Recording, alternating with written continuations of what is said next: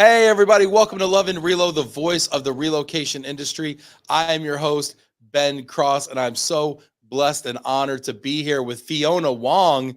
Fiona Wong here, the star of Australian immigration, if I may say so. I can say that. I can do whatever I want. It's my show. I'm so impressed with her. I follow you on LinkedIn. I watch from afar what you're doing, and I'm blown away by all the things that you're accomplishing in Australia and beyond, because your travels take you so many places. Fiona, welcome to the show. Thank you, Ben. It's so amazing. It's so nice to hear from someone telling me this from across the world. Actually, when this whole thing started, I was like, should I do a walk-in? Because that music allowed wanted me to do a walk-in. I'd be like, hey. Yeah, we like to get it pumping, popping over here. We like to mix it up. Hey, if you're Music. for everybody that's tuning in right now, get in the comments, hit that like button. I want to know what you're thinking out there about immigration. We're going to talk about immigration. We're going to talk about, everything, social media. We're talking about personal brands, which is one of the things that Fiona does unbelievably well. We might even get into some public speaking stuff, because Fiona and I both have some different experiences with this kind of stuff. And so we're going to talk about that also.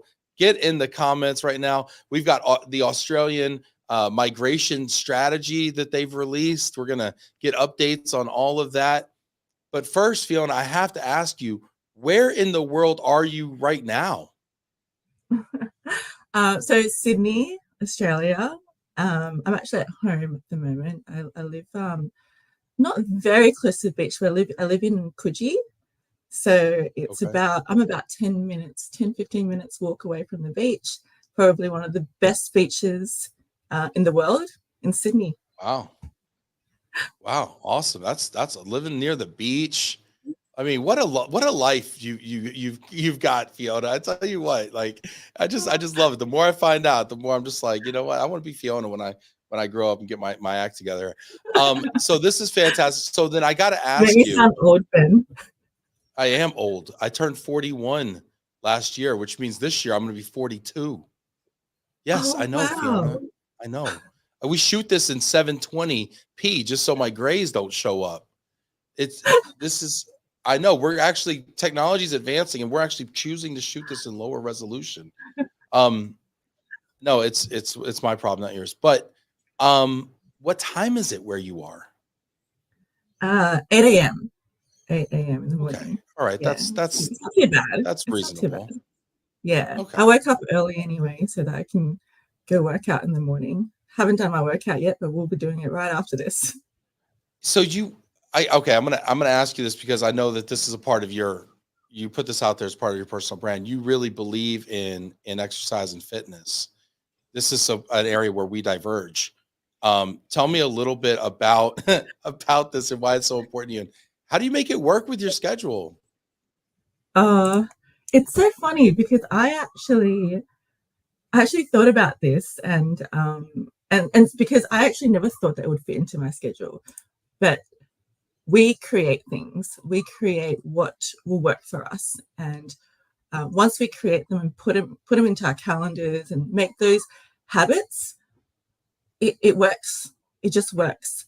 So I remember many years ago, I was like, oh, I really want to get into exercise. I need to make sure I stay fit. And when you get older, you don't want to fall and break a bone, etc. So it's probably one of the most important things. Probably, back 10 years ago, that was not what I was thinking. I just wanted to look good. I wanted to, Yeah, I was gonna say, what age did you start thinking about breaking a hip? Okay, I feel like you haven't even gotten to the age yet where you're thinking about breaking a hip. We're pretty similar age, Ben. Like, I may not right. look like it in this, like 540. Fine. Okay, so you don't want to break a hip. You want to look good. You want to be active and all those things. But okay, I'll tell you. You say you create things that work for you. I'll tell you, I created two things. My kids, and this is not working for me. And my fitness regimen. Okay, I'm blaming my kids. This isn't exactly a baby body, but I'm going to blame it on them anyway because they're not here. But you make time before work. I mean, you have a busy schedule. You travel too. I mean, do you find time for fitness on the road as well? Yeah, so we're actually my business partner and I, we've got like a group, a little executive group going where we're trying to do the 75 hard. I'm probably doing a little bit Ah, softer. The reason why is because I'm traveling. So you got to think about, your own schedule. What are you trying to do? What are you trying to achieve? Um, Obviously, fitness is one of them. It's not really a fitness regime, but it's about health. It's about creating, mhm. as I said before, about creating habits. So if your habits are to do a bit of exercise, bit of training, eat healthy, maybe drink less, or maybe read a book, or listen. I love listening to podcasts. I love listening to your podcast.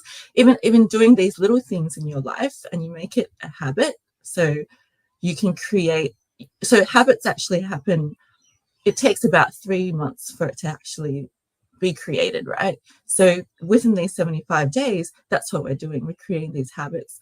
I know that I wouldn't be able to train as much as I do now when I go to, so I'm traveling next week.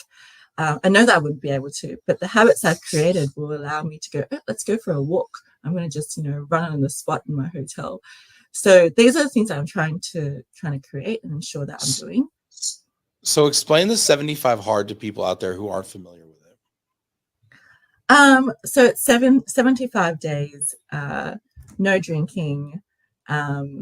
It's 4 liters of water. So I've been doing 4 liters a day. Probably stuck in the bathroom most of the time. And that's probably what takes up most time, not the fitness training. It's not the exercise, it's being It's stuck in the going to the bathroom. toilet. It is. I love So it. you're supposed to take progress photos every day, which I haven't been doing, which I should. That's why I said I'm probably doing a bit soft. And then exercise twice a day, one indoor and outdoor. We're doing a very long sessions at the gym, so I probably just go for a walk with my dog instead for the outdoor activity. And then reading 10 pages of a book, I substitute that with learning, so podcasts, as well as some video, like learning videos. I love those. So before bed or in the morning when I commute into the office, that's what I do. Wow, that's good. Now I got to ask you. You said that you substitute the reading 10 pages with audio learning. Do you believe? So this is a running debate that we have on the show here.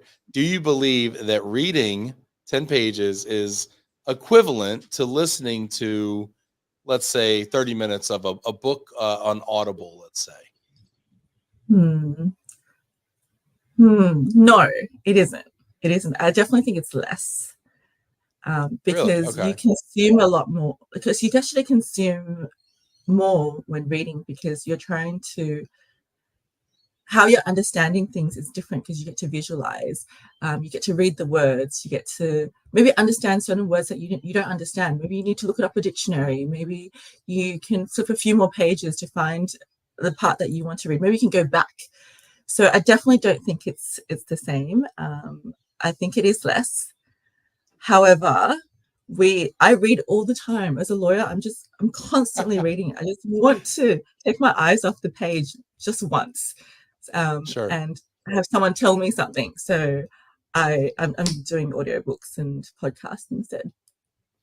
Yeah, I'm a big fan of doing those as well. So I enjoy it, and my team tells me that listening to books on I thought the tape same. and things Oh, like so that you're on the not other the side. same. Oh, I think I'm with you, in that I prefer to listen to. Well, I find that I can do so much more now. The quality and the depth of understanding, yeah, maybe it suffers, but if I'm doing 2x, 3x more of it, to me that's a trade-off I'm willing to take. So, I don't know. I also find that No, when I I'm reading have to something, agree. I'll have to go back and read it again, go back and read. Like my mind wanders in a way that it doesn't wander when I'm hearing it verbally, or maybe it wanders, but I don't know. I don't know. I find it more productive for me. So I think it's a bit of I both. only A bit of both. yeah. Yeah. So let's there's so many things I want to talk to you about. I want to talk to you. I really, oh gosh, where do I want to start? Where do I want to start? There's so much here. All right, we're gonna talk about this Australian immigration strategy. here. We're going to talk Mhm. about this, the migration strategy that's been released. I've been hearing about this. It's supposed to be some generational kind of change here. Tell us what's Mhm. happening in Australia. Mm. So we had a previous government, and we had the change in the skilled visa program for since 2018. We had the 457, which has been around for over 30 years, and then they changed it in 2018. And a lot of things, it affected a lot of people, with this particular change back in 2018, because there was lot of retrospective changes. Permanent residency was taken away from a lot of skilled migrants. Then just in December this year, the new government came in and said, okay, I don't think the system's working. There's too many temporary residents in Australia. Obviously, with COVID happening, a lot of people left Australia as well. It wasn't a very attractive location for skilled workers to enter, and there was a lot of complaints about how skilled migrants couldn't stay in Australia permanently. And so they looked at that, and they looked at, how can we attract more people to come in and work? We've got so much skill shortages. And so Is it working in your opinion? I mean, do you think that these steps that they're taking is going to actually attract more skilled migrants? there's a lot of new policy commitments that they're looking at. There's only a few that has actually been implemented. But based on the actual strategy, I think it would be a good start. It's definitely going to attract more than it had before, because after the changes in 2018, a lot of people just left. They've stayed for their 2 years, because you're only allowed to stay for 2 years for some visas. And they'll have to leave after 2 years, and then another 2 years they'll have to leave Australia. They wouldn't be able to obtain permanent residency. So this change in particular, what they're looking at is creating a new visa program that replaces this. It's called the temporary skilled shortage visa program, and they're going to change it to what they call a skills in demand visa.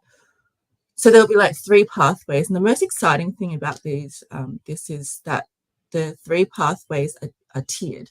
So the first one is they're going to have a cohort of candidates which earn over $135,000. They're skilled, very highly skilled people, and the processing time will be reduced to 7 days. And after 2 years, they'd be able to get permanent residency. So very exciting for that particular cohort. I definitely think that it's going to be a cap on the numbers. So you got to be very specialized in order to obtain that. I think it's very similar to, I think there's a Canadian global talent visa. And then the second pathway is for the second tier cohort, where they earn where they earn over $70,000, and they can be processed within 21 days. So it's really exciting to see that they're focusing on processing times, because I know a lot of around the world, processing times have been the biggest issue. Even with America visas being HB1 visas processing 3 months to 5 months. So that has delayed a lot of projects for businesses. They want to get more people in quickly. So it's for me, I think the change that they're looking at, the steps that they're taking are positive changes. So you think this is going to increase the or kind of result in an influx um, in folks immigrating to Australia and business immigration in particular? I think part of the blockage to anyone who wants to migrate to a country is their migration program. If the migration program isn't easy, isn't streamlined, and there's a lot of hurdles, people are going to look for a different country to migrate to, because even if they get a good job, even if they know that it's a great place to live, even if they have great earning capacity, even if the standard of living is high, they will think, okay, well, is low. Even if those things all work out, but the migration program isn't easy for them, they wouldn't be able to come in. There's going to be troubles along the way. Perhaps they've planned their stay here after 2, 3, maybe 4, 5 years. They go, okay, well, if I can't get permanent residency here, and I have to leave, then I should have chosen a different country. I've wasted my time. I've wasted my family's time. I've established a life here, but I have to leave anyway. So I think because these programs are making it a little bit easier, and there's actual strategies and pathways for people, that's why it's a lot more attractive.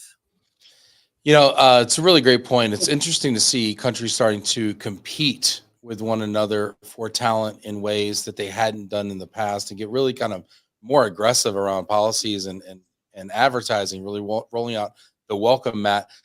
Get in the comments if you have questions about this or thoughts or want to add to the conversation. Love to hear your thoughts. We've got Non Park. Hey, what's up, Non? Good to see you, buddy. Non Park from USA Law says perm in Australia after 2 years will be extremely attractive to specialty talents. It reminds me of similar policies from Singapore years ago, and see how well that benefited Singaporean industries.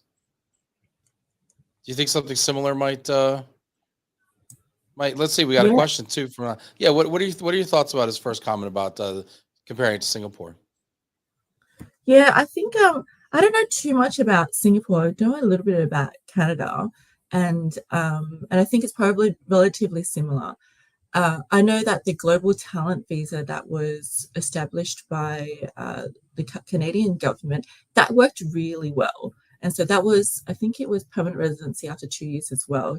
Correct me if I'm wrong. If anyone does immigration in Canada. She's not asking me, people. Okay, so if you know the answer, get in the comments. And all right, but go ahead. Yeah, but that worked extremely well. It attracted a lot of tech talent. So because they couldn't get into the States, and they were able to go into Canada. So I know that works. And so if that works, and Australia's adopted that kind of program here in Australia, I definitely believe that it's going to attract more talent than it had in the past few years. Let's see here. Nan's got a question. I love the questions. Keep the questions coming here. Let's see. Nan says, how would you rate Australian government's intention to compete talents from countries like the US and Canada, a scale of 1 to 5? Oh, he's got numerical too. Wow. We're getting numerical. I love it. What's the 1? Not good, or what? 5 1 would be the worst, and 5 would be the best. I would say that compared to the US, we're probably doing much better, because we're actually making steps to create changes. Maybe compared to Canada, where we're about maybe 2. No. They say no. I'm number talking 1 to an US audience, so I'm on the other side. I think not saying is number 1. I think is what you're saying. You got to type it out for us, okay? Because we're not smart enough to talk and read and think at the same time. We're gonna have an argument next week. I think what he's saying. I think Nan, what you're saying is Australian government might be number 1 right now in the way that they're innovating these processes. I really do. I think it's neat. Yeah, look, I think we're definitely looking to create a lot more change. I don't know that these are all changes where we don't know what is going to happen exactly. There's a time frame, there's a timeline that the government has put out, and it's going to be changes that we've implemented some now, some going to be mid-year, and some going to be at the end of the year. But it's in the details, really. So we think that at the moment it's going to be great, and we thought about that, you know, in the previous changes. Well, oh, this is going to be great. You know, they're going to remove labor market testing, which is job ads. They're going to remove certain things, you know. But then when you look at the details, it's like, well, they've removed it, but they've added something else in there. So that's where our biggest, from an Australian perspective, there are these issues where, yes, they're trying to create these plans, great plans, but it's all in the details eventually. And they're always going to provide a sort of a story where it's going to be the best for people to come in and obtain residency, etc. But even with me promoting this and telling you how great it is, the second tier that I mentioned before technically is the same as what it was back in the day when I said before the 2018 changes, the 457. Before the 2018 changes, we had these visas on skilled list, and you can get permanent residency after 2 years. So now we're just going, it's back to the future. We're taking it back to what it was. So as much as I think it's great. So these strategies have started this year. When are they supposed to be completed? So these particular, the skills and demand visa, they're thinking to implement it by the end of 2024. So, and everything else, there's bits and pieces that will change as well. Something that might interest the US audience is these are all sponsored visas, and they're going to extend the sponsor search period from 60 days to 180 days, which I find really fascinating. Because what is that going to do? What is that going to do to potential employees and stuff that are looking to go? So you know, with the massive layoffs that's happened, a lot of the tech, just the tech industry itself, those who have been laid off, it's been really difficult for them to find a new job. And we've seen it all through LinkedIn. You know, I've been unfortunately been laid off because, you know, of the you know, economic circumstances, etc. And right now they have, very similar to the US, they have 60 days to search for a new job and a new sponsor. And if they don't do that, they need to leave. They need to get out of the country, go back home, right? And 60 days is nothing. For someone to even go through interview process, it's probably going to take 60 days or 90 days, you know. So it's been quite difficult, and it's quite unfair, I think, as well. But what they're doing is, when this new visa comes out, they're going to have 180 days to find a new sponsor, and they don't have to be kicked out of the country. I mean, it's a lot more realistic, I think. Absolutely, yeah. And I think so when you compare that to the US, and sorry, US audience, is not downplaying your government policy, but it's just about comparison. If we have 180 days and you guys have 60 days, any tech person who's been laid off would go, okay, well, I probably prefer to go to a country where, just in case if anything happens, I don't get kicked out. Right. The downside, you're mitigating the risk and downside. I don't have to go back to my home country, which I'm obviously trying to leave for better opportunities. So even if I don't think that my upside, maybe I slightly prefer this country over that, but the downside is so much higher than the downside, say, with the US, right? So you would definitely choose that. I can understand that. You need that cushion there. Yeah. People don't move you know, easily. They go, okay, I got to think about my life. I got to think about what's going to happen in the future. I got to think about my family. I got to think about my children. I got to think about, you know, my own career. They move because they know that they can establish a life somewhere. So if it just takes 60 days for them to be pushed out of the country, then that's something that's part of a consideration when they consider moving to a different country and go, what am I going to do and every single person, I'm sure you do too, think about what happens if.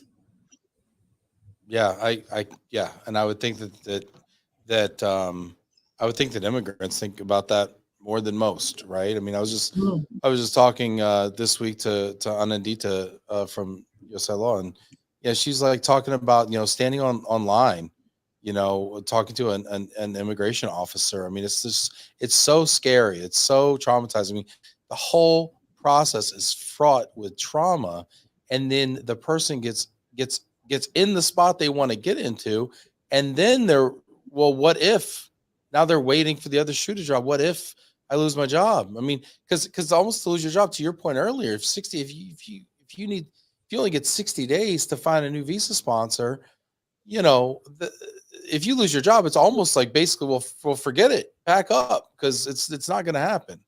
And 60 days is not enough for time for kind of an economic cycle to kind of, because these things kind of come in ebbs and flows, right? So you might, another quarter. I mean, we measure recessions in 2 quarters, right? 2 quarters of negative GDP is a recession. Well, if that's the case, I mean, 180 days is 2 quarters. So I mean, it kind of makes sense. It lines up in a way, mm, right? For things to come back. And the interesting thing with the tech sector, and we've been hit very hard over here, and I don't know if you have any kind of data around the impact over there, but I know here, we've we've lost about 250,000 tech jobs, here this past say, well, last year. I'll just say last year, right? mm. And there's a lot of people looking, especially in that sector and other sectors too. But it kind of dawned on me, kind of as I'm listening to you talk and I'm thinking about this, it's hard to repurpose those types of people into other types. Those are highly skilled, but they're also highly specialized in one area. And it's not like I can say, okay, great, now you can be a bookkeeper. Well, it's like Yeah, that's not really what they do, you know. yeah, that's So right. that's a very interesting point you make. Yeah. The great thing about Australia is so we've got the Australian Tech Council here. They've done some research on the whole tech sector, and those who have been laid off, where are they going? You know, the Wow, great thing interesting. is we're being really progressive. The Australian tech sector is actually being extremely progressive. And so we're seeing that new jobs are actually created in indirect tech. So you're going to have businesses that don't that they aren't tech companies, but you could be professional services, but they'll need technicians, or it'll be a I don't know, it'll be maybe like a retailer, and they'll need to create technology for their e-commerce website. So a, a lot more jobs are being created indirectly, Mm. for the for tech workers. And it's really it's amazing, because it's actually from based on the statistics, every job that's lost in direct tech, 20 times um, jobs have been created in indirect tech. Well, that's really So interesting, because then that begs the question of where do the workers come from? Where do the 19 other workers come from in indirect tech to support the new demand, right? Like, if that's an interesting concept to think about. Yeah, but I like what you're saying though, because it makes perfect sense, right? Because then people can end up in the on the help, like the tech help desk, let's say at a large company, or they might get laid off from Google, but they might become a web developer for a digital marketing agency or something like that, and yeah, that makes a lot of sense, since those skills are still in high demand. I mean, gosh, we could use an IT person in Clomo. Maybe it's a good time to hire, right? It's kind of interesting too when these technology leaders take kind of a step back, right? And they kind of take a step back and let people go and right size and everything. Kind of gives the rest of the market a chance to catch up, I would think. absolutely, absolutely. I Yeah. think I think It's everything creates opportunities. And yeah. so I think Australia is using this time to create that opportunity. And go, okay, you know what? Um, there's been a lot of layoffs. Let's see how we can attract them to come into Australia. What changes? Mhm. So what advice would you give to companies? So if there's a company that's watching this right now, and you know, they have a global mobility function, and they're a global company. What advice would you give them? What is the opportunity being presented right now from this Australian migration strategy initiative? Mm. Because there's going to be a ton of changes that's going to come into place in the next 12 months. I think the most important thing is to strategize and plan. So plan, what are you looking for in your business? What type of workers are you looking for? And list them all down, put timelines into, I mean, it's very hard to put these plans together, but have a indication of what your business will look like in the next 12 months. Plan the type of workers that you need. Obviously look at the locations. Use Australia as one of the locations where perhaps you can either expand or build a team in, because there's so many opportunities, and present those to your existing employees as well, because these opportunities don't didn't come before, and then what you should do is probably look at your current your current talent and go, okay, can I deploy them into Australia? Who would be interested? And then plan a way for them to obtain residency, etc. So that way you can keep them for at least another few more years.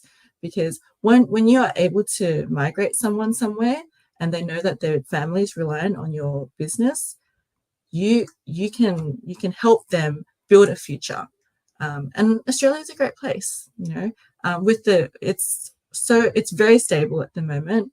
We haven't, and fortunately, we haven't been affected so much by the economy. We haven't been affected too much by any of the political issues going around the world. So we're relatively stable. So a lot of people do Yeah. want to move to Australia for those reasons. It's an excellent point you make actually there, and I was going to ask you, how does the economic, the political, I mean, what is the outlook for 2024 hold for Australia? Um, I th- it's a bit of a debate here because if you compare it to the rest of the world, I think we're relatively stable. We had we've had inflation, we've had interest rates going up a lot more than it was. We had during COVID, our interest rates were the lowest it has ever been, and so now it's jumped up probably 10 times, but it's still allowed people to purchase property. I mean, Australia's expensive, don't get me wrong, Australia's extremely expensive, but our standard of living is pretty high, and we've got people who come into Australia would be able to earn good money. They'd be able to eventually, if they get permanent residency, they buy properties. They're putting a lot more efforts into building infrastructure. So we're looking for people to come into Australia, be able to help us with building the economy. I think it's going to be. I think in the next few years, it's looking good for us. Yeah. It sounds like Australia's doing a lot of the right things, and it's nice to hear that. It's nice to hear that the economy hasn't been kind of affected in some of the ways that we've seen over here. Although I do predict for 2024 things will turn around here in the U.S. We're a fan of this term, a soft landing. Is what we're trying to achieve here Yeah. with the interest rates, and inflation was taking off so much, and the interest rates were just kind of ratcheting up so that it would curb consumer spending and lower inflation. And I think it's starting to do that. And while there's pain in it and there's friction in it and there are layoffs in it, we haven't seen like a full crash or a full recession per se, right?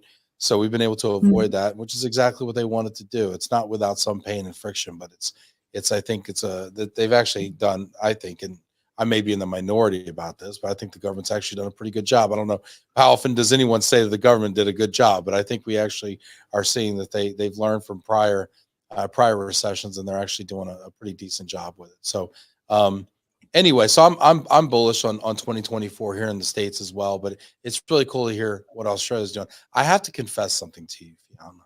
All right. I can I tell you a secret? Yeah, All right. love All right, because I'm gonna do it secrets. anyway. All right, here. I'll, She's I'll, leaning I'll in I'll for this probably one too.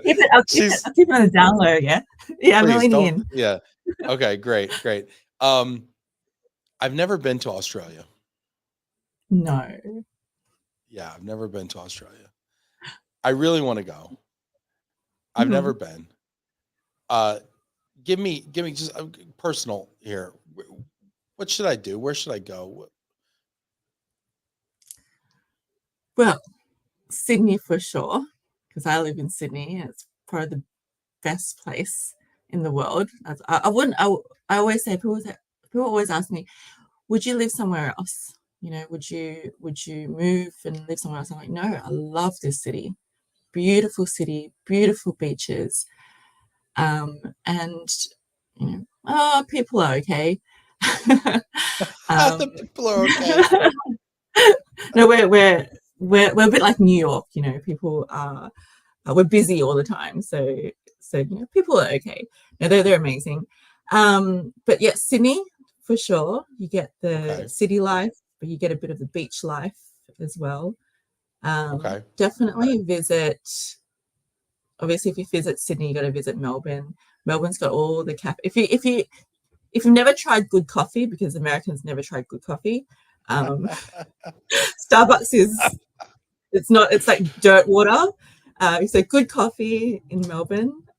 It's a This is and great. you know, This is bringing me back to Karen Mendez was on the show, and she was just roasting our coffee, no pun intended, here in the States. And it's funny how the Australians just kill us for our coffee. And our oh, coffee, I I feel like our can't coffee's come a long way, but maybe not. I don't know. look. The first thing you need in the morning is a coffee, and if you're going to be staying there for a couple of weeks and you can't even get a proper coffee, then it's not worth it. Yeah. I will tell you So the this, coffee. the coffee machines in the hotels here are the worst in the developed world.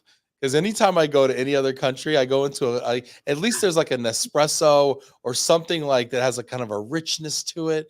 The coffees that we have in our hotel rooms are just absolutely atrocious. So, but now you're going after Starbucks too. Wow. Okay. All Yeah, right. Fine. look, and you haven't tasted real coffee yet until you come to Australia. So that's the number one reason you should come to Australia. It's for get just for some the get some coffee. actual coffee.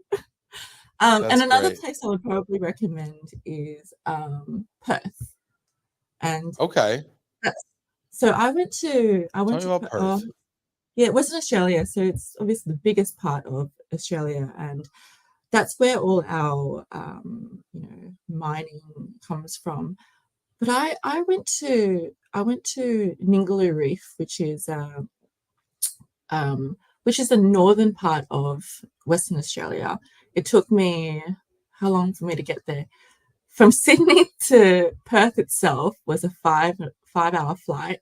Then I had to catch another, 2 hour or 1 hour flight from Perth to this, I think it's Broome or something, and then I had to go and get like a car and drive for another 2 hours or something to Ningaloo Reef. But it was worth it. And this is me coming from Australia, so our country is massive, Right. just from east to west coast. Um, but that location was incredible. It's one of the places that I can never forget, because we went on this. We went to the Great Barrier Reef there. Sorry, the Ningaloo Reef there, and I swam with manta rays. I swam with Wow.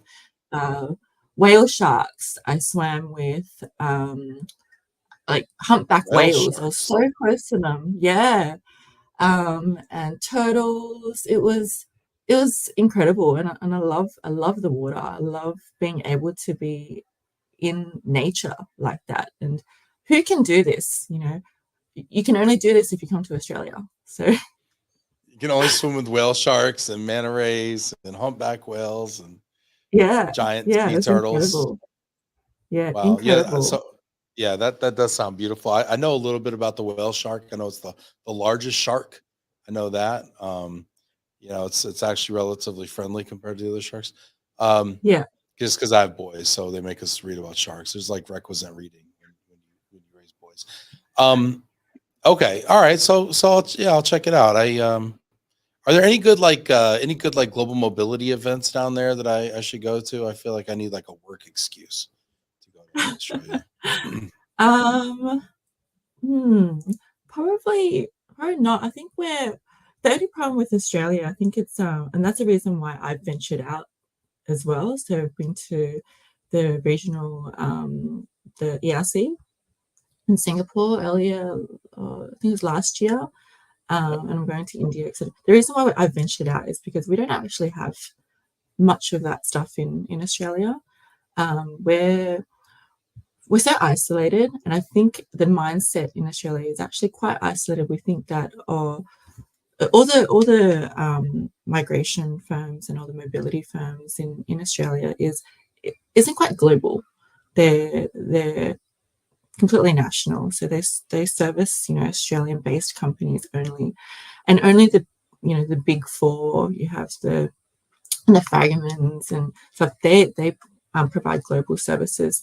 So that's the reason why for Gilton Valeo, it's a great opportunity, and we've kind of ventured outside of the Australia space, and we're looking at APAC, we're looking at the US, and I've made a ton of friends in the US, and I made a ton of friends in APAC because worldwide ERC and all everything, the global mobility space in the US and Asia has allowed us to do that, because Australia is just a bit segregated from the rest of the world.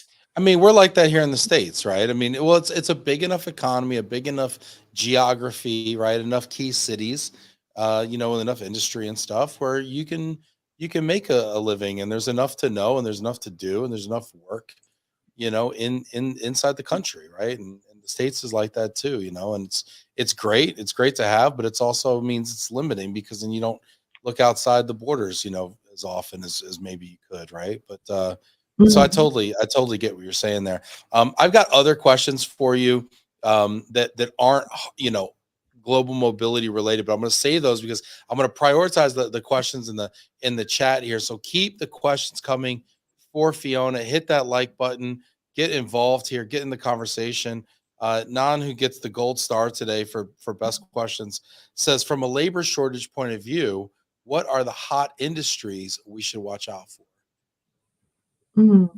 So, based on the statistics, um, like 30% of all occupations are experiencing worker shortages, but the biggest trend is actually in engineering. We've got tech as well, like information communications, and healthcare. So I think that the healthcare is all over the world. Everyone is looking for healthcare workers. So yeah, I'd say mainly these three Because those have industries. to be your biggest opportunities then, as far as from an immigration standpoint, right? Yeah, absolutely. Everyone's looking for it. So we're it's a battle actually for around the world for healthcare workers. But for maybe in information communication technology, um, as I said before, we're looking for tech workers to come in for indirect technology companies. So Oh, really? if you're yeah, yeah, but there's a lot of businesses who are looking for tech workers. All right, keep those questions coming here. I'm going to prioritize those, but I'm also going to ask some of my own questions here because it's my show. I get to do what I want. Fiona, I've never been to Australia, but I know you because I follow you on LinkedIn. Your social is dope. You're everywhere. You're doing amazing, cool things. Living this really cool life. Just being the most influential immigration person in Australia, in my opinion. And I get to say that because it's a very subjective award. Um, but I love what you're doing there. Talk about personal branding a little bit. I mean, what made you decide to be so overt in the way that you present online. I mean, I'm fascinated by this, and you seem to get it, you know. I think personal brand is so important, and the reason why it's so important is because it creates your reputation, your image, and what you and I say this to my team all the time. I'm like, if you want to excel in your career, if you want to be able to be shown, to be an expert in something, people need to know, right? And I say it to my team all the time because I think a lot of people are really shy in, presenting themselves or showing themselves to other people. But if you're really good at something and you don't show it, no one would know. And if they don't know to contact you. They don't know to reach out to you and go, hey, you're an expert in this, can you help me out? You can be amazing at something. You can technically be amazing at something. But if you don't communicate it, or if you don't create a brand for yourself, then people won't be able to contact you about it. I was actually watching, because of doing all these, listening to all these podcasts. There's this Australian guy that I watch, and his name's Ben, and he teaches people how to public speak, but he's also a magician. So he said in one of his sessions, he said, in magic, what you need to do, what's important is your technical skills. That's what they always say. You'll be really good at, how to do magic, all the technical skills that obviously you need to be good at that. But what you also need is showmanship, which we call communication skills, or now branding, personal branding. And the reason why is because he did this magic trick, and he did it without saying much. He just went, oh, here's a card, and you got this card, and here you go, and shuffled it, and your card came out. And he goes, what did you think of that card trick? I'm like, I don't know. I didn't exactly know what you did, right? Then he showed another card trick, and he used his showmanship. He showed the way he would present it. He communicated to the audience. He showed that he, created, like he made people divert their the way that they looked at his hand, so that he can make the card trick a little bit more fancy. That was really cool. And so he kind of goes, oh, which one was better? Obviously the one with showmanship. And so we have technical skills. I have technical skills. My team has technical skills, but no one knows about them if you don't create your own personal brand, if you don't show it to, like on LinkedIn, for example. No one would be able to know what you're good at and contact you.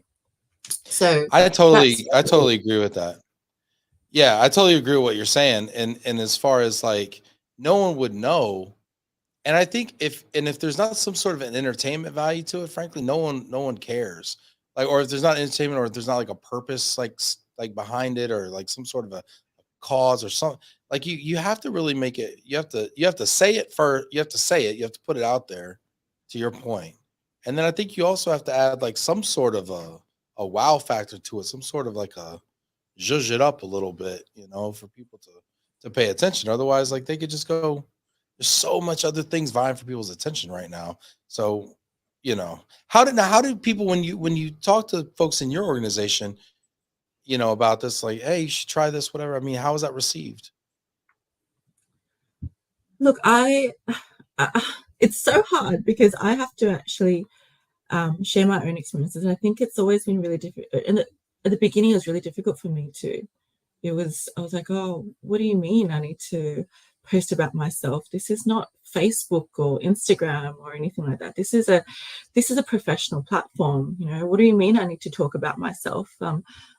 And so I had to share my own experiences with my team, and I continuously feel as though it's really difficult, and I can't do it. I told one of my my colleagues yesterday, I said, oh, I'm doing a podcast tomorrow, but I'm really nervous. I don't know what to say. I don't know what to do. And I did it, and I've done now, this is the third podcast that I've been invited to, right? So I did one for Lawyers Weekly just before the Christmas break. And after I did it, I listened to it myself, and I'm listening to it and I'm like, oh, I thought I did really badly. I actually didn't do too bad, you know. I was like, oh, I'm actually enjoying this. Right. And so, and then, but then I said to my team member, I was like, oh, I didn't post it or anything. She's like, why didn't you post it? I thought you would. And I was like, sometimes I don't feel comfortable talking about myself all the time. I don't want to be the one who's just like, hey, it's me again. How are you? You know, Right. It's me again. Like that's something that's really difficult for me. But I have to tell them, hey, you should do more of this, because personal brand is about creating that, you know. And so I understand it from their perspective, and so I use that. And I go, look, I feel that fear a lot of the times, but there's a saying that do you feel, I think it's from the same guy actually, because I've listened to this podcast so many times. He said there was something that he said. It was like, oh, do you remember the time that you felt embarrassed? And you're going to go, yes, I do. Is does another person remember the time that you felt embarrassed? And their answer is no. Right? So Yeah. You're going to feel embarrassed at times. You're always going to remember it, but not everyone will remember the time. Nobody else does. So put it out there. You know, it doesn't matter. It's fine. You learn from it. I learned from so many of these events, you know, whether it's a podcast, whether it's a post, whether it's standing on stage. I learned so much and take away so much from every single experience I had. So that's what I tell my team. What was one of the most memorable posts that you made? I'm going to say my first one. The very first post on, like, a long form post on LinkedIn, is just about my journey to becoming partner, and like what I did before, how I got here. It was so personal. I felt really exposed. I felt it was supposed to be something that should be on Facebook instead of LinkedIn, but that was one of the post that had the most impressions, and you know, people engaged me, and so many people messaged me and said, oh, you've really inspired me as a female leader, especially, you know, like ethnic female leader. And so yeah, that was the most memorable post for me, because I didn't think I was going to do it. And and after it was done, I was like, okay, I can do this now. Yeah, now everyone knows great. everything. That's great, and I can see that be inspiring. And it's great. It's great to hear you say that it's still hard for you. It's so hard. People don't. It's so hard. I went to India late last year, and it was to speak for, like, in front of 200 companies about Australian migration, and it was going to be broadcasted on Forbes India. I was shaking. Trust me, it wasn't something like, you think things come naturally to you, Right. You know, those who are on socials, those who, like, for you, I think you said you're going to do a TED talk in a couple of weeks. In a week, something like that. Like, I'm, you know, if I had to do that, I'd be, you know, shaking, I'd be stuttering. I'm doing all the things. Yeah, and so you think 9 days. Think it comes natural because you're doing this so much. You know, you do live podcasts. You know, I sat on stage and talk, or I'm talking to you right now. They think it's easy. It's not. It really isn't. And so don't be afraid of it. That you're afraid of yourself. It's completely fine to be afraid. Prepare. Like I think I was saying to you earlier before this started, I've started taking singing lessons because I wanted to know how to project my voice. I wanted to learn how to use my voice, how to stand on stage and not be scared of an audience. So all of these things, you got to face it. If you are able to face your fears, you'd be able to face anything. Yeah, that's wonderful. And I love the singing thing too, and learning how to use your voice. I like how you said it, use your voice, because we all have a voice and we're Yeah, all going to be put in these moments. And what are we going to do with that opportunity? Are we going to shrink back yeah, and whisper, or are we going to belt it out? We'll see. absolutely. Yeah. We get taught so much in our lives, and some of the things that, we don't even use, but something that we don't get taught is to how to use our voice.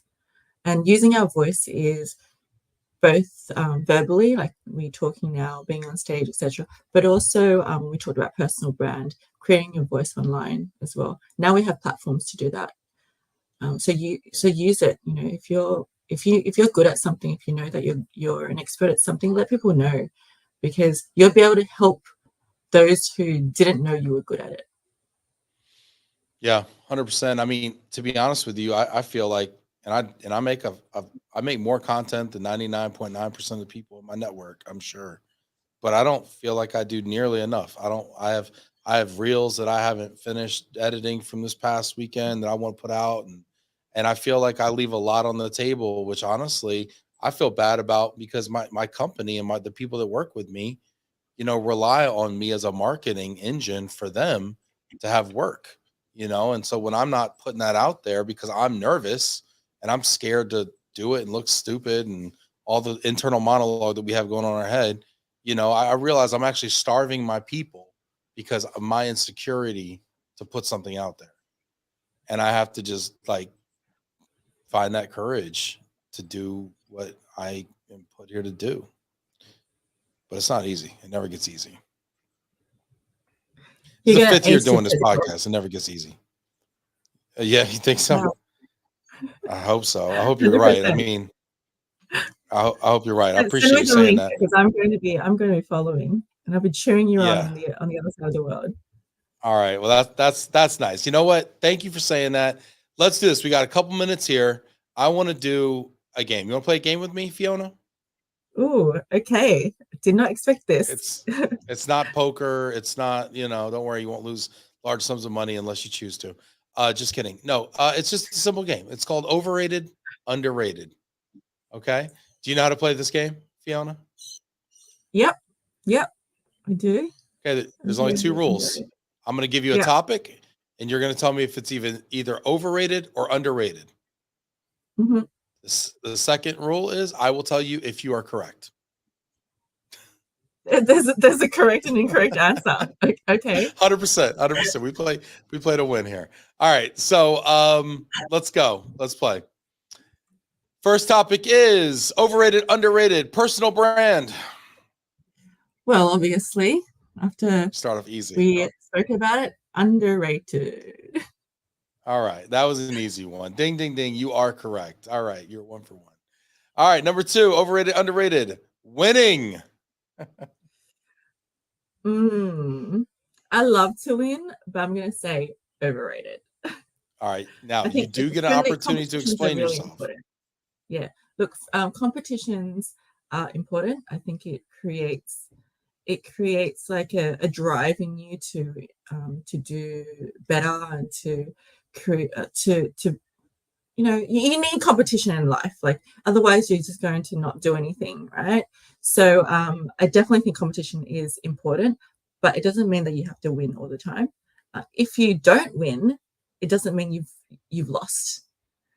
So Right. winning means you're gonna, as I said before, you learn something from it. I didn't win when I walked onto stage and presented myself on this stage about certain topics. I didn't feel like I did the best that I could do. I feel like I didn't win, but I learned so much from it. I walked away going, you know what, I'm going to do better next time. So completely overrated. I like what you said there. You said just because you don't win doesn't mean you've lost. And I think that's really a neat way to look at it. Um, yeah, maybe losing is actually underrated. Yeah. Hmm. All right. Let's keep it going here. All right, I'll give you that one. 2 for 2. Consistency, overrated or underrated? Underrated. Consistency is probably the most important things in life and the most hardest thing to do. And I'm going to use fitness as an example. I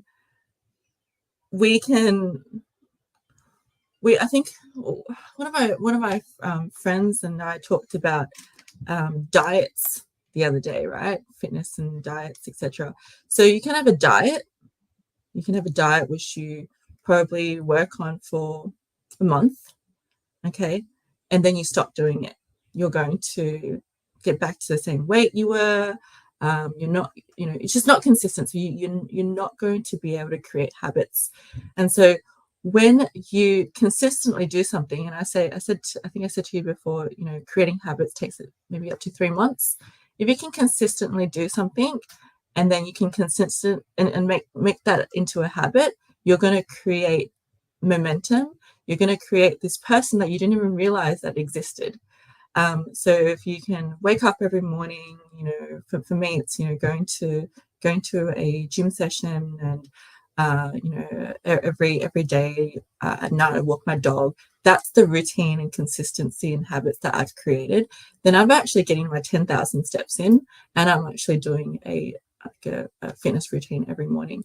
And my calendar is blocked out on those 2 spots. So this consistency shows my team, I can't book anything into your calendar during these times because you're consistently doing these things, which means that my day can be arranged in a way that I know that I don't have any conflicts.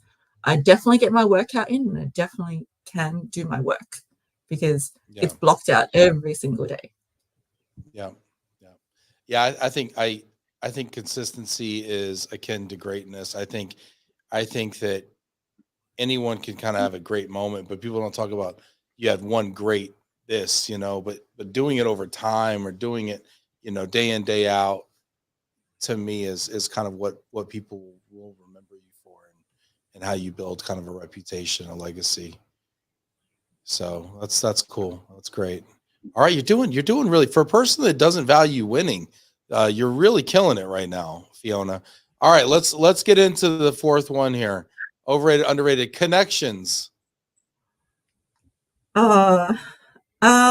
Definitely underrated, because what happened during for me, I've said to you before, in Australia we're quite segregated from the rest of the world, I see. If it wasn't for COVID, to be very honest, I don't think I'd have as many connections that I would that I have now. So I'm really thankful for that. So connections for me is so important. It creates. So for me, Ben, we've never actually met before, but I feel so connected to you. So connected to you because Same. we have the same. We have the same way of understanding things. It seems like we can have a conversation flow without making it hard. We can we understand that there are certain things that are important to us in our lives. And I've only spoken to you for an hour, so connections are so important, because the next time I see you, if ever, hopefully one day we'd be able to meet in person, I'll be like, hey, do you remember that time we talked about this, and we connect over it. So and I think I actually was listening to one of your actually a podcast that you did with Roman, and you mentioned that Love and Reload, that's what it's based on, about the love of for people. Mm-hmm. So you can't love people and enjoy those relationships without having connections. You might not connect with everyone either, and that's completely okay. That's why connections are so underrated, because you have good connections and you might not have great connections. I remember meeting someone a few months ago, and I did not connect with them at all. I literally wanted to stand up and walk away. Really? So what I did. What was that? What was that like? What was that like? Like, what was it like not connecting with somebody? What was that?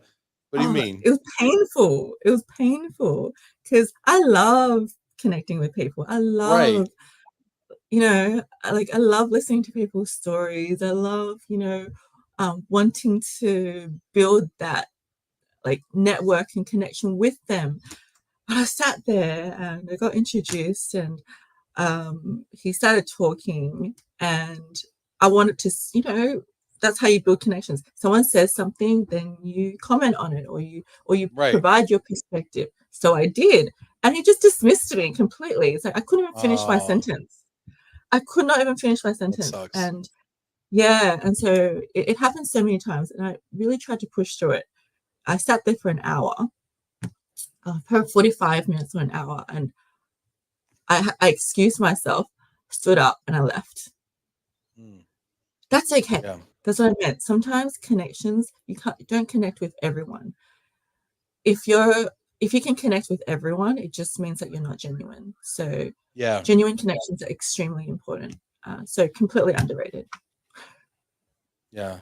So what I heard from you say is COVID was really good for your connections. Mm, Yeah. yeah. Um, If you, I yeah. think, yeah, I love what you're saying there. I think that like your life in a way can be measured by the impact you have in other people's life, the quantity and quality of impact you have in other people's lives. Like I always think to myself, I think about this a lot. It's kind of morbid, but I think about dying a lot.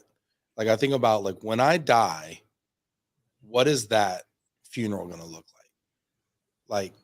Like are there going to be a lot of people there? Are they going to like go up to my kids and tell them like that I was a good person, that I like, what kind of stories are they going to tell about me? What are they going to say about me?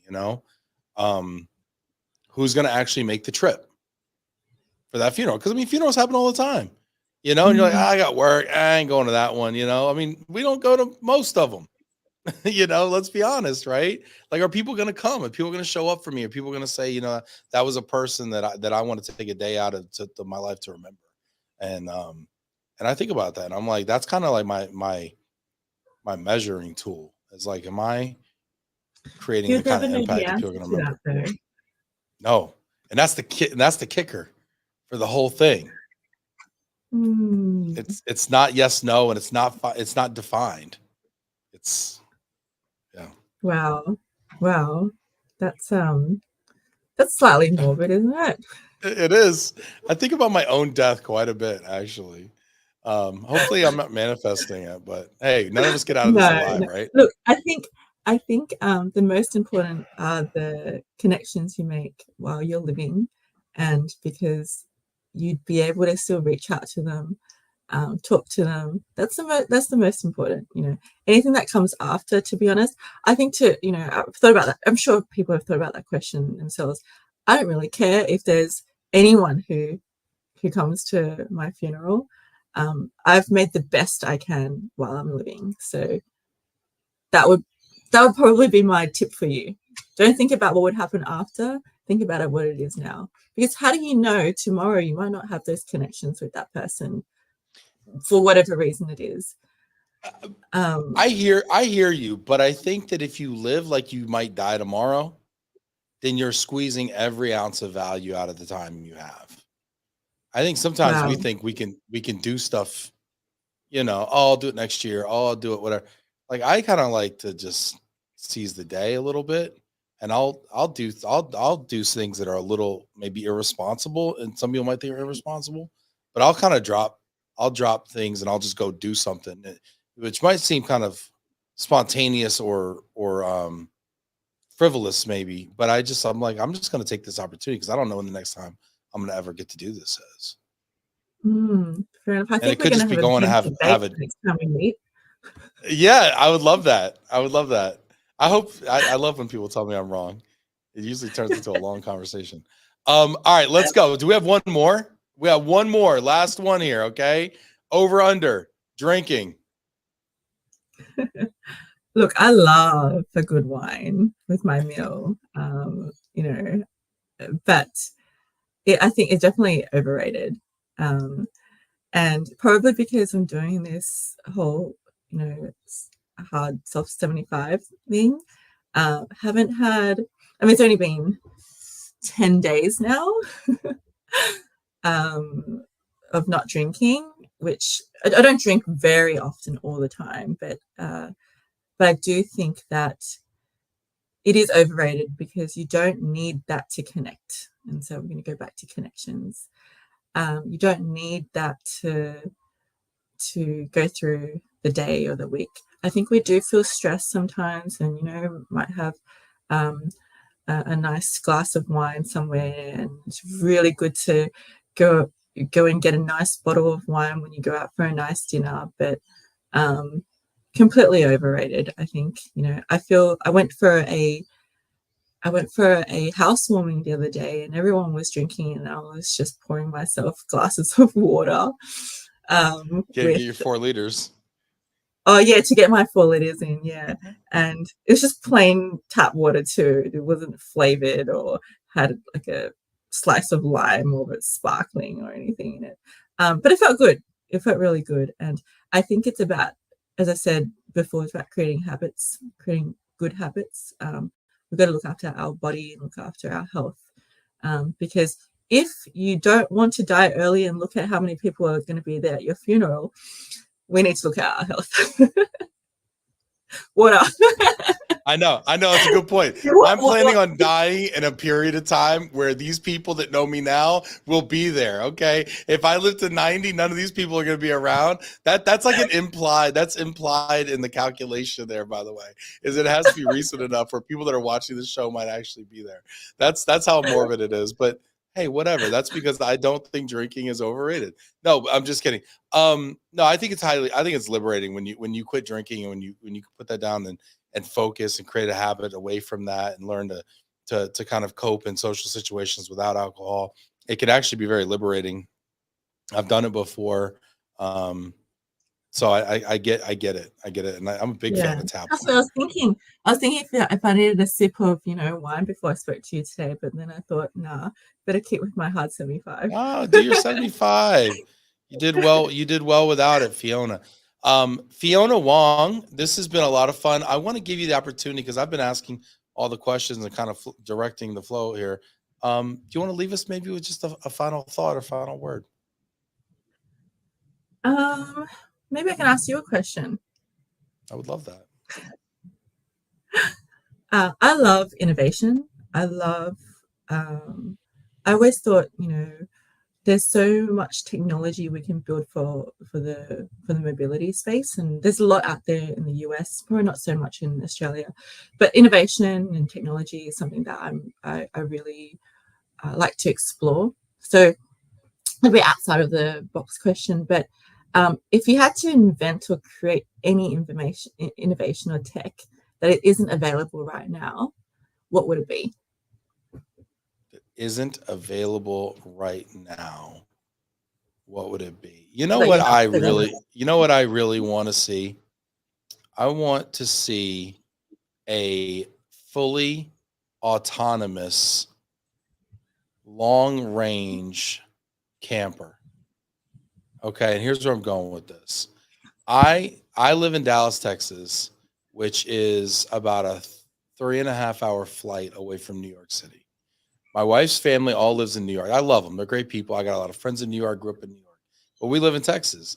I would love to be able to get into what we call an RV, a recreational vehicle, a camper. I think you guys call it camper, caravan, some people call it.